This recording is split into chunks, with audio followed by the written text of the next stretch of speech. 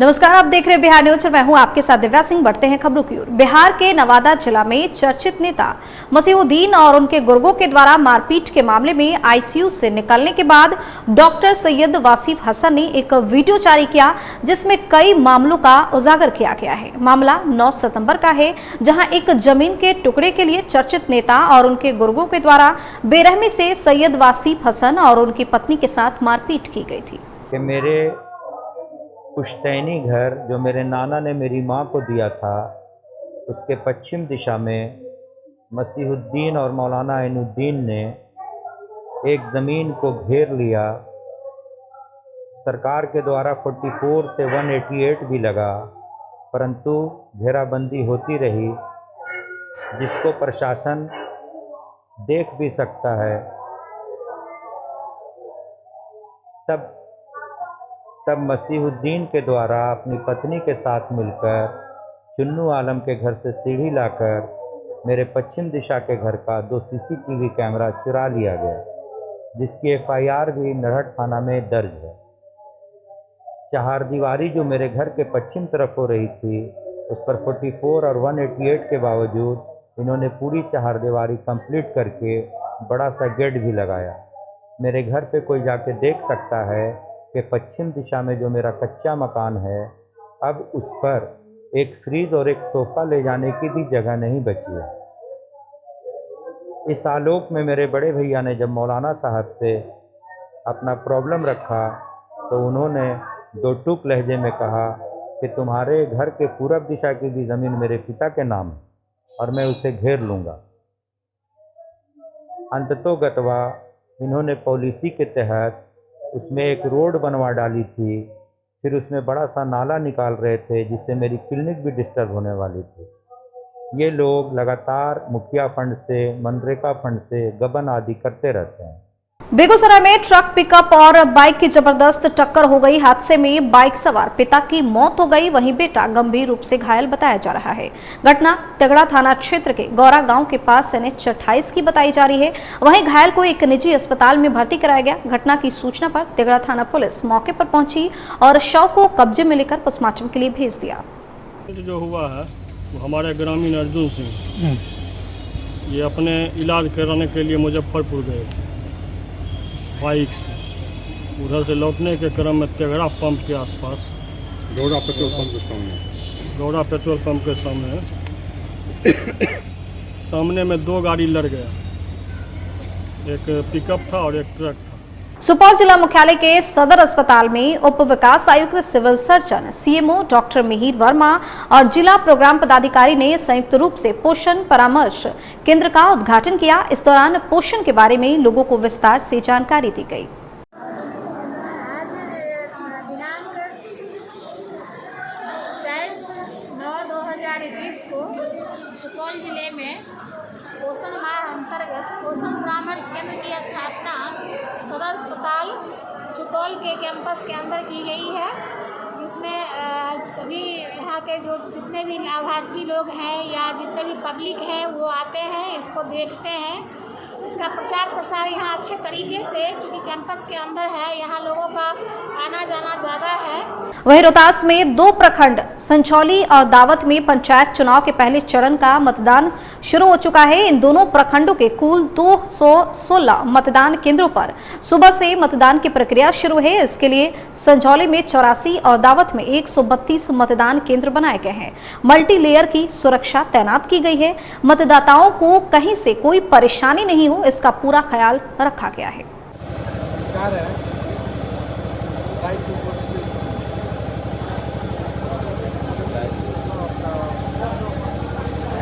गया में तेज रफ्तार का कहर देखने को मिला। जिले के शेरघाटी थाना क्षेत्र के पट्टलकट्टी गांव के समीप सड़क दुर्घटना में 3 लोगों की मौत हो गई। 2 व्यक्ति की घटनास्थल पर ही मौत हुई, वहीं एक की इलाज के दौरान मौत हुई है। घटना के बाद आक्रोशित ग्रामीणों ने सड़क जाम कर मुआवजे की मांग की। इनके यहाँ एक बच्चा का मृत्यु हुआ तो उसका अभी तक मुआवजा नहीं मिला, और आज 3 महीना पहले हाँ इन्हीं का ही सदस्य का। और आज इनके घर में सुबह का लगभग 7 बजे, सुबह में 6 या 7 बजे के करीब इनके घर का 3 व्यक्ति आज एक्सीडेंट में 2 रोड पर ही मर गए और एक अस्पताल में सरघाटी राइफल अस्पताल में मर गई। अब इसके परिजनों को देख रेख अब सरकार की जिम्मेदारी रहेगी, वो इसके लिए क्या सुविधा मुहैया करवाएंगे, क्या मुआवजा देंगे, अब सरकार के हवाले में बात। अच्छा, पहले जो एक्सीडेंट हुआ था वो किनका हुआ था? इनका चचेरा भाई था, उम्र कम से कम इसका 11 या 12 साल। अभी तक मुआवजा नहीं? अभी तक मुआवजा नहीं मिला सर। कुछ आश्वासन मिला था? आश्वासन मिला कि मिलेगा। गया जिला के 2 प्रखंड बेलागंज और खिजरसराय में 3217 उम्मीदवारों के भाग्य का फैसला मतदाताओं के हाथ में है। बेलागंज के 19 और खिजरसराय के 14 पंचायतों में 1108 सीटों के लिए मतदान हुआ। वहीं मतदान केंद्र पर सुरक्षा के कड़े इंतजाम देखने को मिले।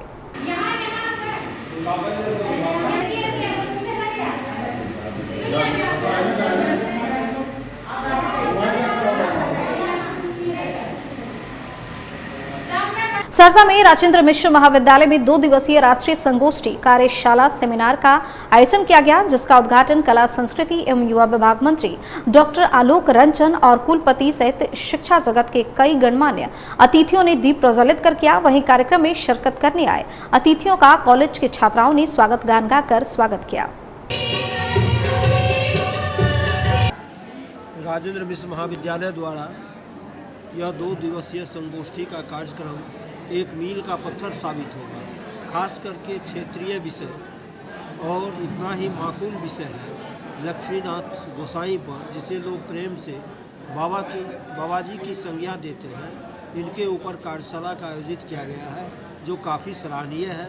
और इसके साथ ही मधुबनी प्रिंट पेंटिंग्स पर भी कार्यशाला है जो यहाँ के छात्रों के लिए बहुत ही उपयोगी होगा और यहाँ के शिक्षकों के लिए लाभप्रद होगा और विश्वविद्यालय को नैक की दृष्टि से मान्यता दिलाने में भी वह फ्रूटफुल होगा, लाभप्रद होगा। इसीलिए मैं इन्हीं शुभकामनाओं के साथ मैं इस महाविद्यालय को पुनः शुभकामना देता हूँ।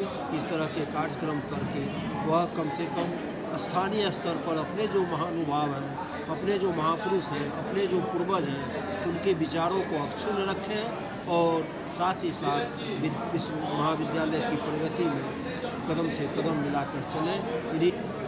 राजेंद्र मिश्र महाविद्यालय के द्वारा आज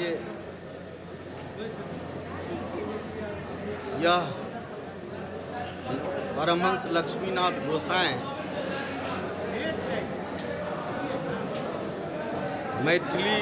मैथिल संत एवं साहित्य पर यह सेमिनार 2 दिवसीय संगोष्ठी रखा गया और इसी अवसर पर इस सहरसा के इस कोसी के धरती के